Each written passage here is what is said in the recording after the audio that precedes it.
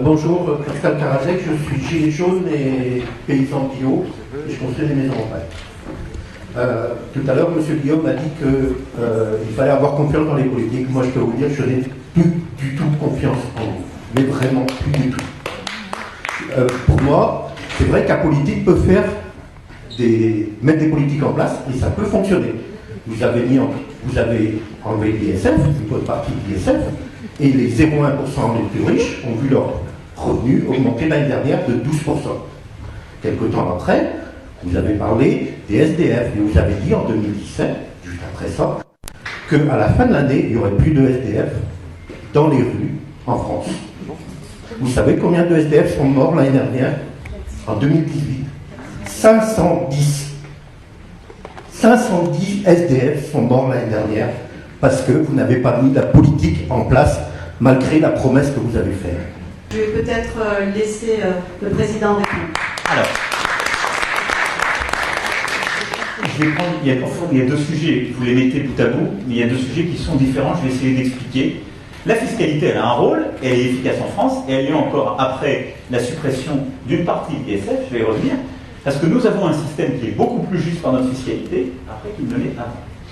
Mais vous ne réglerez pas par la fiscalité votre problème de production et vos vraies inégalités de départ. Pourquoi j'ai proposé de supprimer l'ISF? Parce que je crois que nous avons besoin de réindustrialiser notre pays, de recréer de l'emploi, de recréer de l'activité dans tous les secteurs. Pour créer de l'activité, il faut deux choses. Il faut de l'investissement et il faut du travail. Donc il faut des compétences, c'est ce qu'on a évoqué tout à l'heure. Donc il faut des gens qu'on éduque, on a réinvesti dans l'école, on a mis des moyens, on a réduit le nombre d'élèves par classe dans les endroits les plus difficiles, on fait une réforme du bac, on fait une réforme de l'université, on remet de l'argent dans la formation. Ça c'est le premier, c'est le capital humain comme on dit. Puis de l'autre côté, il faut investir. Si vous n'avez plus de gens qui investissent dans les usines, dans les entreprises, vous ne pouvez pas créer d'emplois. Or la principale des inégalités, c'est le chômage. Dans les débats qu'on est en train d'avoir, on ne parle quasiment plus. Là, je suis très content ce soir d'avoir eu la première question là-dessus, mais j'entends trop peu parler du chômage. C'est la vraie inégalité, le chômage. Bon, aujourd'hui, pourquoi depuis des décennies, on n'arrive pas à partir? Parce qu'on a moins investi que beaucoup de nos voisins dans nos entreprises. Il faut pour ça des gens qui investissent dans ces entreprises. Et bien, je vais vous dire, notre système de fiscalité a fait que beaucoup de gens, une fois qu'ils ont eu réussi, eh bien, ils sont partis aller investir ailleurs parce qu'on avait un système qui n'était plus incitatif. Et donc, en effet, conformément à mes engagements, on a pris l'impôt sur la fortune et on a dit, les gens qui gardent cette fortune pour eux-mêmes, dans l'immobilier, qui n'investissent pas en quelque sorte dans l'économie, je les taxe, au même taux, on ne change pas. Mais ceux qui réinvestissent dans l'économie, c'est-à-dire qu'ils vont dire, je vais investir, soit je les garde, je continue à investir comme entrepreneur moi-même, soit j'investis dans d'autres entreprises. Chez un agriculteur qui fait une transition dans une petite entreprise industrielle, dans une start-up ou autre, ceux-là, je ne leur fais pas payer l'impôt sur la fortune. Ils ont avant payé l'impôt sur les sociétés, si c'était leur propre société, ils ont payé l'impôt sur le revenu, mais cet argent, je ne mets pas en plus l'impôt sur la fortune. S'ils le mettent et qu'ils s'achètent une villa, ils sont taxés. Mais là, je vous invite à regarder, par exemple, les revenus ont augmenté davantage dans la classe moyenne et moyenne inférieure, après ce qu'on a mis en place en fin d'année dernière, ce qu'on avait commencé à faire. Mais vos revenus, je vous réponds sur l'ISF, donc après j'ai aucun problème pour continuer à répondre, mais c'est très bien qu'il y ait des revenus qui augmentent à tous les niveaux. Moi je suis pour. Mais ils sont en train d'augmenter. Parce qu'on a fait la baisse des cotisations sociales salariales, parce que la taxe d'habitation commence à baisser, parce qu'on a fait la prime d'activité, parce qu'on lance les heures sup. Et ce matin, vous aviez le DE. C'est la mienne, cette taxe d'habitation ? Je suis pas votre mère, donc c'est pas moi qui vous la fais payer, mais... Mais, alors, si vous êtes passé de 24 à 17 euros, d'abord, vous payez une taxe d'habitation de 24 euros. Donc, je pense qu'il y a beaucoup de gens dans la salle, à mon avis, qui seraient contents de payer une taxe d'habitation de 24 euros.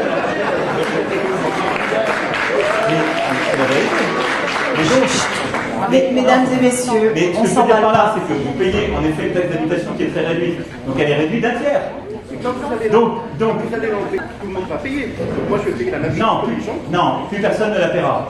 On la supprime en 3 mois. On va la payer d'une manière ou d'une autre. Non. Pour avoir les sous. Non. C'est l'État qui les compense, c'est l'État qui finance ses économies. Non, l'État. Non, l'État justement, l'État, il y a une partie d'économie. Le seul moyen, mais attendez, le seul moyen de baisser vos impôts, c'est de baisser les dépenses. Je ne vais pas vous mentir. Mais c'est ce qu'on est en train de faire, mais c'est pas forcément populaire non plus. Mais vous dites à juste titre, l'État c'est nous, mais si on baisse les impôts d'un côté, il faut baisser les dépenses. Sinon, le grand absent de notre débat, je vous le dis, ce seront nos enfants. Mais c'est la vérité. Ça, vous savez, c'est mécanique. Mais non, ça veut dire augmenter les impôts. Prendre l'argent ailleurs, c'est augmenter les impôts. Non, mais je viens d'expliquer le raisonnement sur l'ISF. On peut ne pas le partager. Mais très bien, moi je vous explique pourquoi. Je considère que ce n'est pas un cadeau. Je vous explique pourquoi je l'ai fait. Maintenant, je l'ai fait de manière démocratique. Je l'ai présenté en tant que candidat. J'ai été élu démocratiquement. Le gouvernement a appliqué, et le Parlement aussi, parce que les députés de la majorité, ils ont été élus sur cette base. Je veux dire, on est dans une démocratie. Il y a toujours dans une démocratie des gens qui sont d'accord, d'autres pas d'accord. C'est très bien. Et dans une démocratie, les désaccords se purgent au moment de l'élection. Donc, j'ai aucun problème qu'il y ait d'autres projets qui viennent corriger ça. Moi-même, je l'ai dit, je suis un pragmatique. Si cette mesure n'a pas l'effet attendu, elle sera évaluée, elle sera corrigée. Mais je ne vais pas vous dire, un an après l'avoir mis en place, vous n'êtes pas content, alors je vais la changer. Mais qui je serai? De l'autre côté, tous ceux qui ont cru dans cette mesure, eux diraient, lui, c'est un gros zèbre. Enfin, la démocratie, elle a des règles. Moi, j'entends votre défiance à l'égard des femmes et des hommes politiques. Je ne fais pas de la politique depuis longtemps. Moi. J'ai fait autre chose avant. Je l'ai fait parce que je crois dans mon pays et que je mets toute mon énergie dans cette capacité qu'on peut avoir ensemble de le redresser. Mais j'ai dit des choses, il y a des choses qui faisaient plaisir ou pas plaisir. Je l'ai fait. Je ne vais pas baisser les yeux parce que je fais les choses que j'ai dites. Alors, à côté de ça, il y a le sujet des sans-domicile fixe, qui est un sujet terrible que vous avez évoqué. D'abord, je n'ai pas dit en juillet 2017, et je n'ai pas pris l'engagement de campagne, d'avoir 0 SDF. J'entends beaucoup de gens qui disent ça. C'était en juillet 17. Donc, je n'ai pas pris cet engagement de campagne, et je n'ai pas dit ça, même en tant que président. J'ai eu à Orléans un mot sur les personnes demandeurs d'asile qui étaient dans la rue et les bois. Et donc, j'ai dit que je souhaitais que toutes ces personnes soient accueillies. Et donc, c'était un propos que j'avais sur la réforme, justement, de nos règles d'immigration et le fait que nous étions en train de commencer une réforme. D'ailleurs, Jacques Mézard ici présent le sait et l'a conduite, qui consistait à dire qu'on doit accueillir toutes celles et ceux qui arrivent de manière inconditionnelle, c'est notre constitution. Et ils ont le droit à l'hébergement. Et il y avait beaucoup de gens à l'époque qui disaient il ne faut pas les laisser rentrer dans les centres d'hébergement et de secours. J'ai dit je ne veux plus qu'on considère qu'ils doivent rester dans des campements dans les bois, et on doit par contre accélérer nos délais de traitement pour pouvoir régler, s'ils ont droit à l'asile, leur donner l'asile, s'ils ne l'ont pas, les reconduire dans leur pays. La grande difficulté qu'on a aujourd'hui, et pourquoi l'engagement que j'ai pris, y compris sur les demandeurs d'asile, je ne suis pas au rendez-vous de cet engagement, je n'ai pas pris en campagne en tant que président. Parce que nous avons eu une augmentation du nombre de demandeurs d'asile qui sont arrivés ces derniers mois. C'est un fait européen, on n'est pas le seul pays. L'Allemagne est dans la même situation. Et donc la pression a continué. On a beau ouvrir des places, on a encore des situations parfois très difficiles. On a aussi des gens qui ne veulent pas aller dans les centres et veulent rester dans des tentes ou dans des hébergements précaires parce qu'ils ont peur ou ne veulent pas être contrôlés. Donc ça, on essaie de faire de la pédagogie, d'améliorer les choses. Donc on met les moyens, on continuera à les mettre. Et puis après, vous avez évoqué le reste du problème des sans-domicile fixe, qui est encore un autre sujet beaucoup plus large. J'ai dit, on a investi, on continuera à le faire, je partage votre indignation. Et donc, la honte que vous ressentez, je la prends pour moi. Ne me dites pas que c'est une trahison de campagne, c'est pas vrai. Mais, non, mais, et c'est pas l'engagement que j'ai pris, mais à la rigueur, qu'importe. Je le vis comme vous, et moi aussi, ça me fait mal de voir ça, ces listes de noms, ces listes de concitoyens qui parfois sont anonymes dans la disparition. La seule solution pour réussir à faire ça, c'est, au fond, de réussir à multiplier ce qu'on a commencé avec le logement d'abord. C'est-à-dire, il faut d'abord investir sur les travailleurs sociaux, les associations, ce qu'on a fait avec la stratégie pauvreté qu'on commence, parce qu'il faut aller récupérer ces personnes qui sont à la rue. Et bien souvent, ce n'est pas simplement ouvrir un logement. Ce sont des gens qui se sont désocialisés, qui ne veulent plus, qui ont peur, qui ont des traumatismes multiples. Et donc, c'est de l'accompagnement, c'est de l'humain. Et ça, on va continuer ce travail, qui est une immensité en soi. Mais je vous promets qu'on ne lâchera rien. Ensuite, c'est de s'assurer qu'il y a un toit qui est adapté à leurs demandes. Il y en a, ils sont prêts à aller en foyer. Il y en a d'autres, il faut des logements individuels. D'autres, il faudra qu'il y ait des structures, c'est ce que j'appelle les pensions de famille. C'est ce que fait la Fondation Abbé Pierre, par exemple, qui a un formidable travail. Pardon ? Habitat humaniste, vous avez totalement raison. Bon, pardon. Et donc, là-dessus, c'est à chaque fois du cousu humain. Et la grande difficulté, Et moi-même, j'ai au début pas vu assez ça, c'est tout le travail avec les associations, les élus, au moment du plan pauvreté, qui m'a fait toucher du doigt, je l'ai dit quand j'ai présenté cette stratégie, c'est que c'est pas du traitement industriel, c'est pas de l'argent, c'est de l'humain, c'est du coût humain.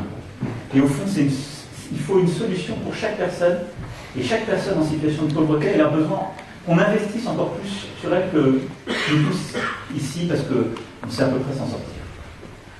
Et puis ensuite, c'est de réussir à avoir un système de logement où, dès qu'on arrive à les remettre dans la vie, ben, ils pourront quitter cet habitat d'urgence précaire pour aller dans le logement social.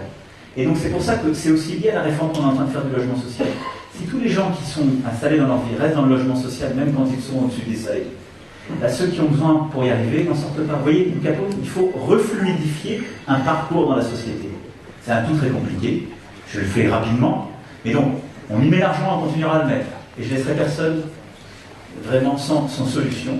On a besoin du travail des associations, des élus, des services publics aussi de l'État.